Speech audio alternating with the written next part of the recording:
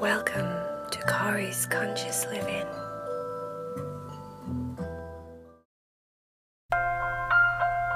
Are you ready to meditate with Cory? Lay down as still and quiet as you possibly can. I have a story to tell you.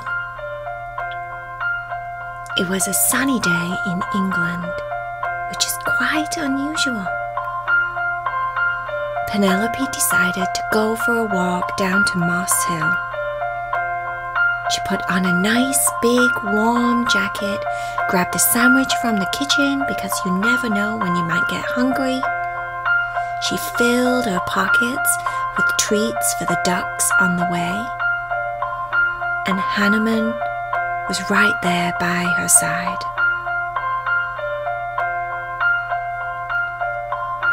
There were still puddles all on the ground, as normally it's quite rainy most days back home in England.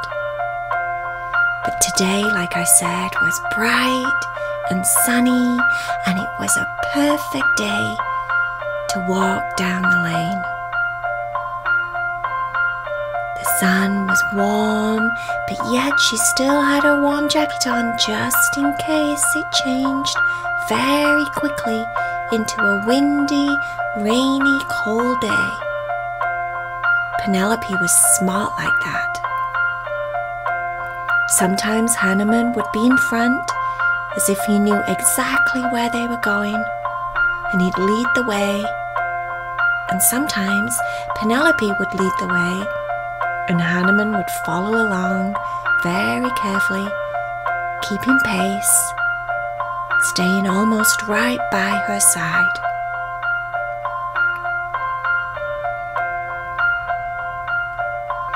Moss Lane is very pretty.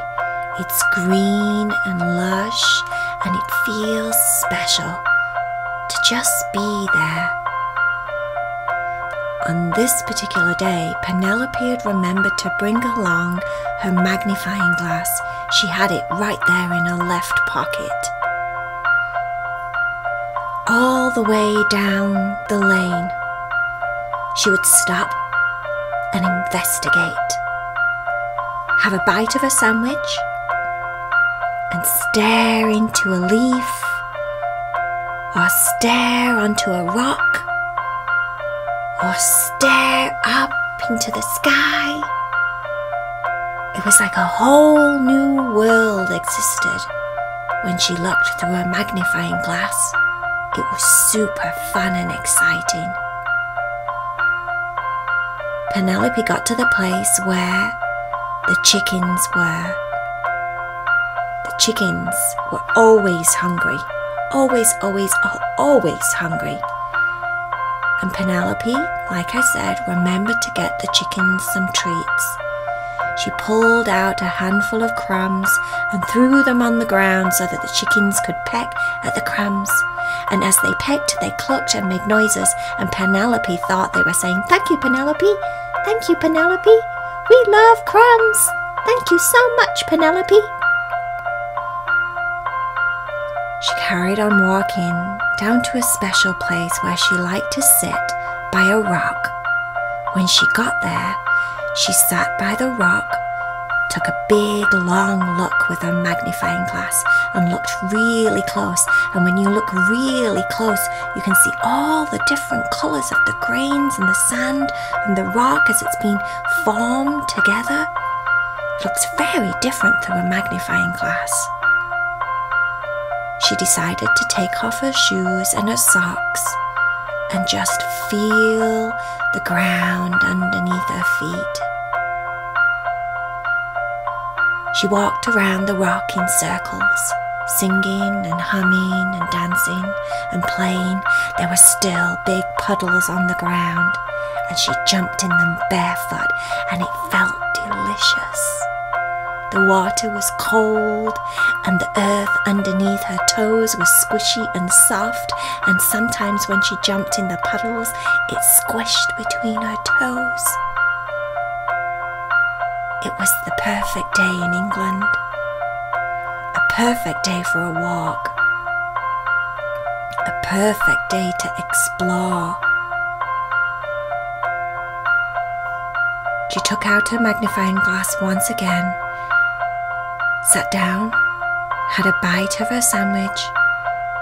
Hanaman came and sat next to her, and she started to stare at the moss on the ground. You would not believe the treasures that were inside of moss. And it looked like snowflakes when you looked close. Every little part of the moss looked completely different, individual in its own way.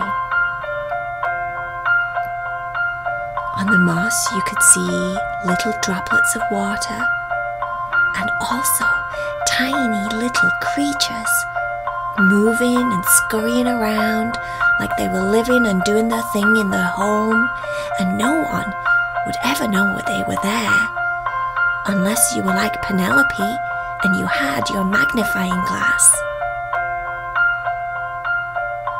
The little creatures were busy collecting things and doing things, and it was like they all knew their jobs and they all knew what to do, and it was very fun to watch. Penelope sat for the longest time. She sat there long enough to feel like these little creatures living inside of the moss were becoming her friends.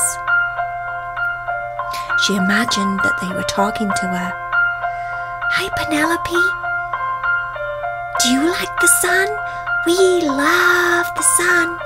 We don't get much sun, do we?" said one of the tiny little creatures. Penelope said, "No, we don't. That's why I'm wearing my big warm coat, just in case it decides to get windy and rainy again." Another little creature said, "Well, we like it when it rains, and we like it when it's wet because that makes the moss nice and green and healthy and nutrient full. We love it when it's like that, but yes, we really do like the sun. The sun makes everything seem brighter." Penelope said, "Yes, I agree, and so does Hanaman, don't you?" Hanaman said, "Yes, being a furless cat can be tricky sometimes. It's always nice when it's warm. But luckily, Penelope looks after me and she makes sure I stay nice and warm." It was like Penelope and Hanaman, her sandwich, her magnifying glass, the sun, the rock, the moss on the ground were all connected to each other, having the bestest conversations ever.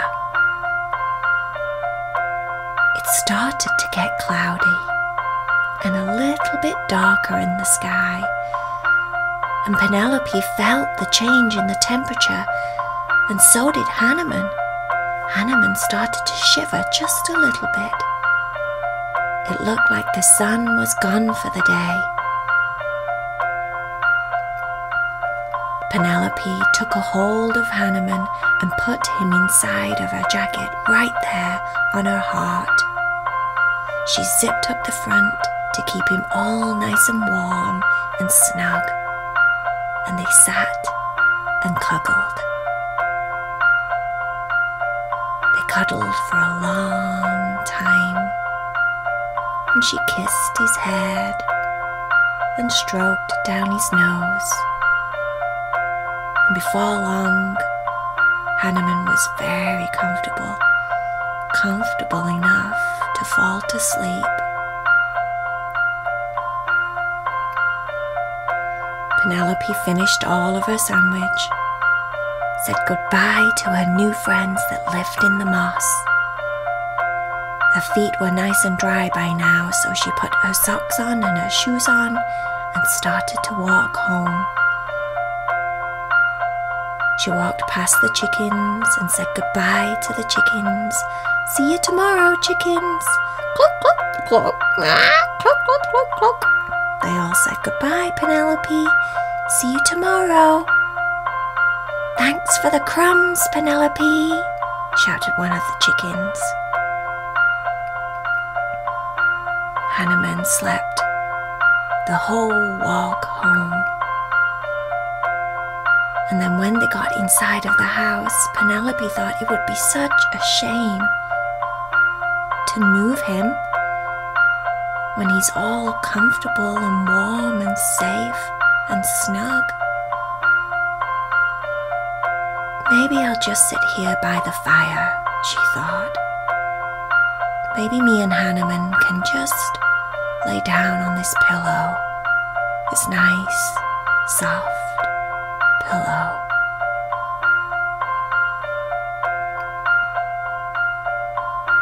Penelope laid her head down and watched the flames of the fire.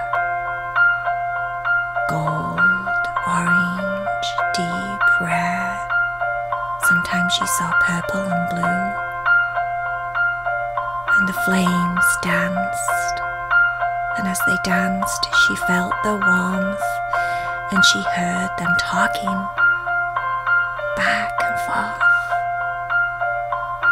She could hear the wood crickling and crackling as it burned, and the flames sometimes got very high and then sometimes died down as if they were dancing a magical dance. Dancing in the puddles, just like Penelope, feeling the earth underneath her feet, connecting to Mama Earth, the animals, the moss, and all of the good things in the world.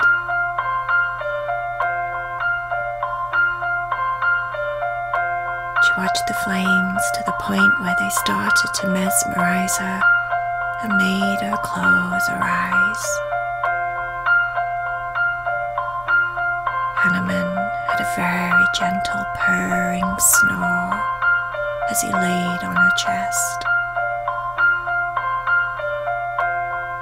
And Penelope started to relax.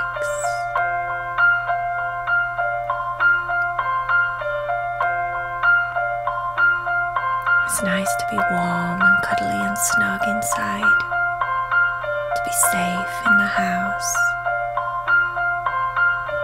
It was nice to lay and cuddle with Hanaman and feel his heartbeat on her heart.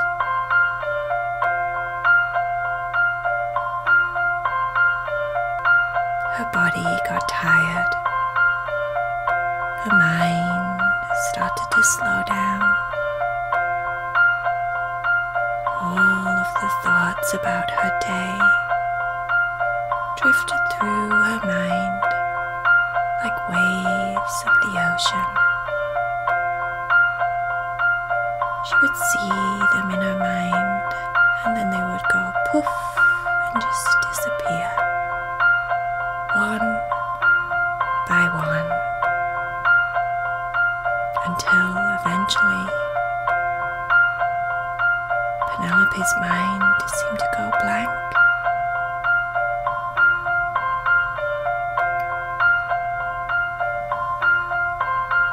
And before you know it, she was dreaming that she was one of the tiny little creatures that lived in the moss. Her job was to collect tiny rocks and move them to make one big pile. She did it all day long. Picked up a rock, carried it all the way over to the other side of the moss, and placed it in the pile, one by one, all day long.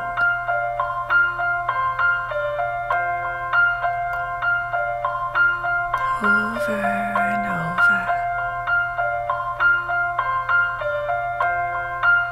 over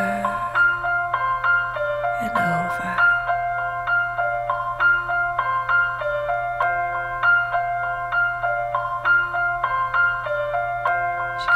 sleepier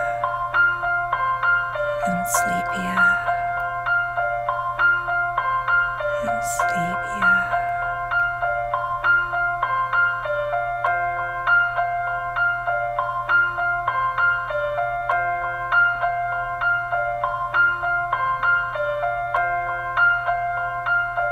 Night night, Penelope. Sweet dreams, my little friend.